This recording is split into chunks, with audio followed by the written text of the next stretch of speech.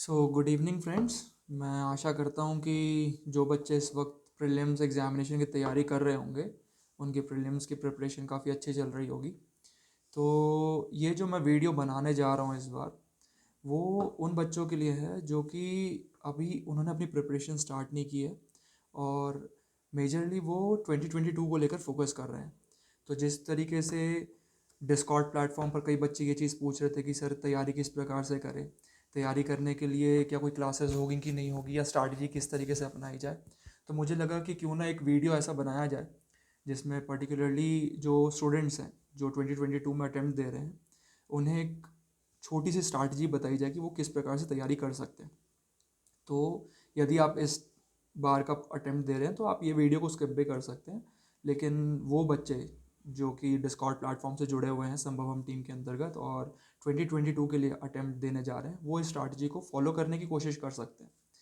तो अभी चल रहा है अगस्त, और मेजरली एग्जामिनेशन जो नेक्स्ट ईयर में होने वाली है वो या तो मई या फिर जून के आसपास होगी। तो अभी आपका मेजर फोकस होना चाहिए कि क्योंकि जिस तरीके से आप फ्रेशर हैं, तो सबसे पहले आपके लिए ज़रूरी है कि आप पूरी तरीके से अपना जो यूपीएससी का सिलेबस है, स्पेशली मेंस का जो सिलेबस है, उसे कंप्लीट कर ले within the time frame of August to January, ताकि जनवरी ऑनवर्ड्स जो भी टाइम पीरियड मिलेगा टिल मई और जून, जब भी प्रिलिमिनरी एग्जामिनेशन होती है, तो आप पूरा फोकस अपना प्रीलिम्स पर दें। तो अभी आपके लिए टोटली ज़रूरी हो जाता है कि आप मेंस के सिलेबस को जितनी जल्दी से जल्दी हो सके उसे कवर कीजिए। तो इस पर्टिकुलर प्रिपरेशन को आप 4 सेगमेंट में डिवाइड कर सकते हैं। पहला होगा आपका जो मेंस का सिलेबस है, स्पेशली जीएस का पार्ट। उसके बाद जो एसए का एस्पेक्ट है वो, यानी कि निबंध। फिर तीसरा जो एस्पेक्ट आता है वो है आपका ऑप्शनल। और जो चौथा पर्टिकुलर एस्पेक्ट आता है वो है आपका प्रीलिम स्टेज, प्रीलिम्स की प्रिपरेशन। तो जीएस में जिस तरीके से 4 पेपर होते हैं, GS1, GS2, GS3 और GS4,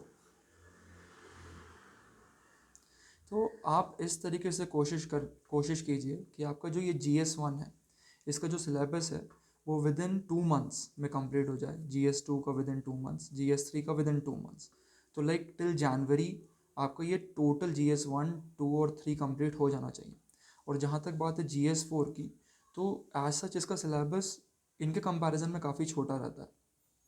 तो आप जो भी किताब फॉलो कर रहे हैं, फॉर एग्जांपल यदि आप हिंदी मीडियम से हैं तो आप लेक्सिकॉन ले सकते हैं, या फिर यदि आप इंग्लिश मीडियम से हैं तो आप DK बालाजी की बुक रेफ़र कर सकते हैं। आप जो भी बुक रेफ़र कर रहे हैं, कोई भी बुक रेफ़र कर रहे हैं, मैंने ये बुक रेफ़र की हुई है तो इसलिए मैं यहाँ पर इसका उदाहरण दे रहा हूँ। यदि आप हिंदी मीडियम से भी हैं तो भी मैं रिकमेंड करूँगा, आप अगर DK बालाजी की बुक पढ़ सकते हैं, आपको इंग्लिश पढ़ने में कोई ज़्यादा दिक्कत नहीं होती, तो आप ज़रूर इस बुक को फॉलो कर सकते हैं। तो GS4 की आपकी स्ट्रैटेजी ऐसी होनी चाहिए कि आप विद इन 1 मंथ इस पर्टिकुलर पूरे के पूरे सिलेबस को 1 महीने में कंप्लीट कीजिए। तो यानी कि जब ये 2 मंथ्स में होगा आपका ये चीज़, तो GS4 का रिवीजन 2 बार यहाँ पर हो जाए, उसी तरीके से फिर GS4 का रिवीजन यहाँ पर 2 बार हो जाए, और यहाँ पर GS3 का जब GS3 आप करते रहेंगे तो साथ ही साथ GS4 का भी रिवीजन 2 बार हो जाए, ताकि GS4 पर आपकी कमांड बहुत अच्छी होनी चाहिए। जहाँ तक बात आई एसए की, तो पर्टिकुलर एसए आपको इस मंथ जो कि अगस्त चल रहा है, यहाँ पर आप ऐसे एटलीस्ट 2 ऐसे लिखिए इस महीने में। फ्रॉम सितंबर ऑनवर्ड्स टिल जनवरी आप 4 ऐसे, 4 से 6 ऐसे हर महीने में लिखने की कोशिश कीजिए। अब आप ये पूछेंगे कि यदि आप कोई टेस्ट सीरीज़ अगर ज्वाइन नहीं कर रहे हैं तो फिर आप ऐसे कैसे लिखें, या फिर अगर कोई इवैल्यूएट करने वाला ही नहीं होगा तो फिर ऐसे कैसे लिखें। तो मेरा यहाँ पर सजेशन ये होगा आपको कि आप एक काम कर सकते हैं, आप टॉपर्स की कॉपीज़ ले लीजिए। टॉपर्स की कॉपीज़ ऑनलाइन ईजिली अवेलेबल होती है, फ्रीली अवेलेबल हो जाती है ऐसे की। उनके ऐसे पढ़िए, और उन्होंने जिस टॉपिक पे ऐसे लिखा है आप वही टॉपिक पर with in the time frame of 3 hours ऐसे लिखिए। एंड देन उस ऐसे को पर्टिकुलर टॉपर्स की कॉपी से कंपेयर कीजिए कि टॉपर्स की कॉपीज़ में ऐसा क्या डिफरेंट है और आपकी कॉपी में ऐसा क्या डिफरेंट है, और फिर उस कंपैरिजन के अकॉर्डिंगली अपने ऐसे को इम्प्रूव करने की कोशिश कीजिए। तो यहाँ पर आप सेल्फ एवेल्युएशन से चीज़ें सीखेंगे तो ज़्यादा से ज़्यादा और जल्दी से जल्दी चीज़ सीखने की कोशिश होगी। तो आप ये पर्टिकुलर स्ट्रैटेजी यहाँ पर अपना सकते हैं ऐसे के लिए।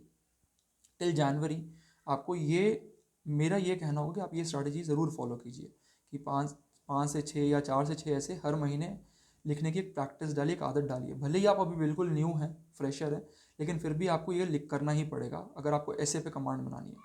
देन जहाँ तक बात आ रही है ऑप्शनल की, तो जो मेरे अंतर्गत जो स्टूडेंट्स असाइन किए गए हैं उनमें से आधे से ज़्यादा बच्चों का जो ऑप्शनल है वो हिंदी लिटरेचर है, और कुछ बच्चों का ऑप्शनल लाइक सोशियोलॉजी या पबैड है।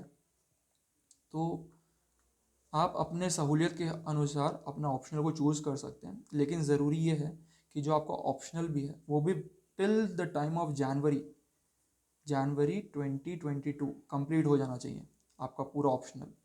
तो इस तरीके से आपको ना सिर्फ GS 1 2 3 4 कंप्लीट करना टिल जनवरी, बल्कि साथ ही साथ अपने ऑप्शनल पर भी कमांड करनी है। तो आप अपना ऑप्शनल ऐसे चूज़ कीजिए जो कि with in the time frame of 4 months complete होता है। तो यदि आप एक स्लो लर्नर भी हैं, धीरे धीरे चीज़ों को सीखते हैं, तो ज़्यादा से ज़्यादा आप 6 महीने में ऑप्शनल को कवर करेंगे।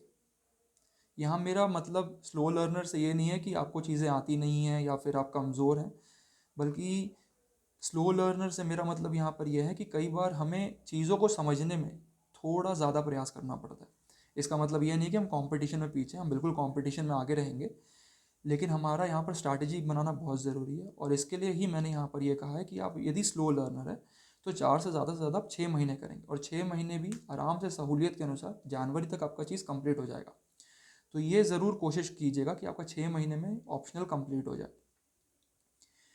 यहाँ जब तो फिर जब तक जनवरी आएगा उस समय तक आपका ना सिर्फ सारे GS पेपर कंप्लीट हो जाएंगे, ऐसे भी कंप्लीट हो जाएगा, और साथ ही साथ ऑप्शनल पर भी बहुत अच्छी कमांड हो जाएगी। बहुत अच्छी कमांड यदि नहीं भी होती है तो कम से कम आपका ऑप्शनल कंप्लीट हो जाएगा। आप एक बेहतरीन कॉन्फिडेंस में रहेंगे कि आपने जो चीज़ें UPSC मेंस के लिए इंपॉर्टेंट होती है वो तो एटलीस्ट आपने कवर कर लिया। इस तरीके से फिर आप टोटली फोकस कर लेंगे प्रीलिम्स पर कि अब प्रीलिम्स के लिए क्या करना है। तो ऐसे में जब जनवरी का एंड चलता रहेगा या फरवरी की स्टार्टिंग चलती रहेगी, तब आप पूरी तरीके से फोकस हो जाइए प्रिलिमिनरी एग्जामिनेशन के लिए, क्योंकि यदि आप फ्रेशर हैं तो बहुत ज़रूरी है कि आप एटलीस्ट 120 डेज दीजिए प्रीलिम एग्जामिनेशन को पूरी तरीके से डेडिकेटेड वे में। यहाँ पर जिस तरीके से मैंने पिछले वीडियो में बताया था वो आपको पूरी तरीके से यहाँ पर स्ट्रैटेजी फॉलो करनी पड़ेगी, यानी कि टेस्ट सीरीज़ देखें, टेस्ट सीरीज़ के साथ साथ करंट अफेयर्स पर कमांड बनाएं, उसी के साथ साथ बेसिक्स बहुत ज़रूरी है कि स्ट्रॉन्ग करना है। बेसिक्स आपका इन सब्जेक्ट्स को पढ़कर भी स्ट्रॉन्ग होगा ही होगा, तो यहाँ पर आपको बेसिक्स के लिए कोई अलग से तैयारी करने की ज़रूरत नहीं पड़ेगी, उसी चीज़ को आपको बार बार रिवाइज करना पड़ेगा बेसिक्स को लेकर, यानी कि प्रीलिम्स के पर्सपेक्टिव में। और जहाँ तक बात होगी NCERTs की, तो वो लगातार आपको रिवाइज करना ही पड़ेगा। NCERTs तो यहाँ पर पढ़ना ही पड़ेगा, और वही NCERTs प्रीलिम्स के पर्सपेक्टिव में आपका बार बार रिवाइज होगा। तो इस तरीके से आपका CSAT भी यहाँ पर कवर होता रहेगा। तो ये आपकी प्रीलिम्स की तैयारी फरवरी से लेकर जब तक वो एग्ज़ाम की डेट है, यानी कि इधर मई या जून में, यहाँ पर मुझे अभी नहीं पता कि कब वो लोग नेक्स्ट ईयर में एग्जामिनेशन लेने वाले हैं, तो आपका तब तक पूरी तरीके से प्रीलिम्स की प्रिपरेशन चलती रहेगी। इस तरीके से आप ज़्यादा प्रेशर में भी नहीं आएंगे कि मेरी प्रीलिम्स की तैयारी नहीं हो रही है तो मैं करूँ क्या। इसी के साथ साथ मैं आपको यहाँ पर एक चीज़ ये भी सलाह दूंगा कि जब आप ये तैयारी कर रहे हैं प्रीलिम्स की, तो फरवरी एंड मार्च के जो महीना रहेगा, जो हिंदी मीडियम के स्टूडेंट्स हैं वो यहाँ पर इंग्लिश क्वालिफाइंग पेपर जो होता है मेंस में, उस पर फोकस करें, क्योंकि ये क्वालिफाइंग पेपर ही होता है, इसमें ज़्यादा पढ़ने की ज़रूरत नहीं होती। लेकिन क्या होता है कि इसे बच्चे पूरी तरीके से निगलेक्ट कर देते हैं, और फिर वो टोटली, यदि उनका प्रीलिम्स क्वालिफाई भी हो जाता है तो प्रीलिम्स और मेंस में जो 4 मंथ्स का ही गैप मिलता है, तो उसमें वो केवल GS को ब्रशअप या ऑप्शनल को ब्रशअप करने में टाइम लगाते हैं, टेस्ट सीरीज़ देने पर ज़्यादा फोकस देते हैं। तो ऐसे में उनका ये पेपर पूरी तरीके से रुक जाता है, और जब वो पेपर फाइनली पेपर देने जाते हैं UPSC मेंस का, तो वहाँ पर इस पेपर की उनकी तैयारी होती नहीं है और उन्हें लगता है कि वो निकाल लेंगे, लेकिन फिर भी वो क्वालिफाई नहीं कर पाते हैं उस पेपर को, और ऐसे में उनके कोई भी पेपर चेक नहीं हो पाते। तो ये सारी तैयारी आपकी धरी की धरी रह जाएगी यदि आपका ये पेपर ठीक से तैयार नहीं होता है, क्वालिफाइंग पेपर। तो मैं कहूँगा कि फरवरी और मार्च में जो हिंदी मीडियम के स्टूडेंट्स हैं वो इंग्लिश क्वालिफाइंग पेपर्स को ठीक से तैयार करने में भी समय दें। ज़्यादा नहीं, 1-2 घंटा रोज़ देंगे तो हो जाएगा, ज़्यादा नहीं देना है, 1-2 घंटा रोज़ बस। और जो इंग्लिश मीडियम के स्टूडेंट हैं, क्योंकि वो लगातार इंग्लिश इंग्लिश पढ़ते रहते हैं, तो ऐसे में यदि उन्होंने अपनी क्वालिफाइंग लैंग्वेज हिंदी ली हुई रहती है, तो वो हिंदी में उनकी कमांड अच्छे से नहीं बन पाती है।